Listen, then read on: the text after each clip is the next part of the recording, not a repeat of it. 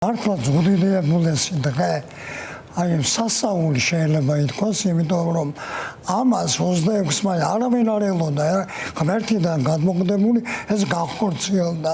ეს იყო რაღაც როგორ თქვა 107 წელი გავიდა ამას შემდეგ და აი სწორედ იმ ინერციით, იმ უზარმაზარი ძალით ვაგრძელებთ დღეს ჩვენ არსებობას და ეხლა რაც შეეხება ეკლესიას რუსეთმა და აი ყველაზე დიდი რაც იყო სამიზნეს იყო ეკლესიის დანგრევა და მიტაცება.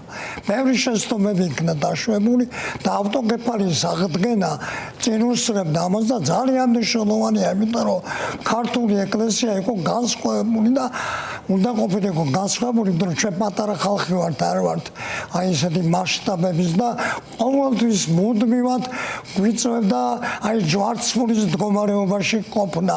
სისხლის ყრა და როგორც ამბობენ, აი ახლა როგორ არის, არაფერი არ იკარგება სამყაროში, იმიტომ რომ რწმენა ეგ არის ზუსტად ყოველი სიტყვა, აზრი, ფიქრი შენახულია სადღაც და ასევე ის რომ სახელსაქმეველი არასდროს არ დაკარგავს თავის გზას და იპოვის, აი ჩვენ ასეთი რამ.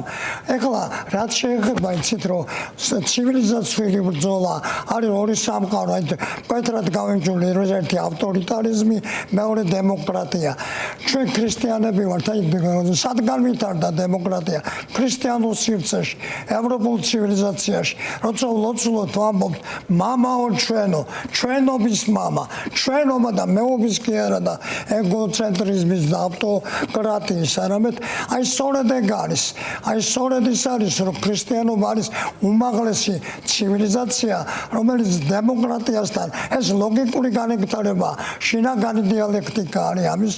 ამის უნდა გვჯეროდეს, რომ სწორედ ამ ლოგიკით უნდა ვიაროთ და რომ ჩვენი გზა არის ძალიან სწორი და ვერც ვერავინ ვერ დაგვამარცხებს, ეს არის გამორიცხული და ვინც ხანაერად ვფიქრობთ სტარია, მაგრამ ყველაზე დიდი ომი ხდება ცნობიერებაში, სულიერ საკითხში. თუ იქ დამარცხდებით, ყველგან მარცხდებით მერე. ეს არის გარკვეული რეგისტრები, რომელიც აუცილებლად აისახება და აი ეს არის, იმიტომ რომ ის სწორედ სამოქალაქო ნაციონალიზმი, ის ადამიანი, ბავშვი, ადამიანი ქრისტემ გამოაცხადა უმაღლეს ღირებულებად. ის მეგობრობდა ყველაზე უბრალო ადამიანებთან. ღმერთის ძე, ღმერთი ჩამოსული ყველაზე უჩვენ მისთვის არ არსებობდა განსხვავებები ადამიანებს შორის.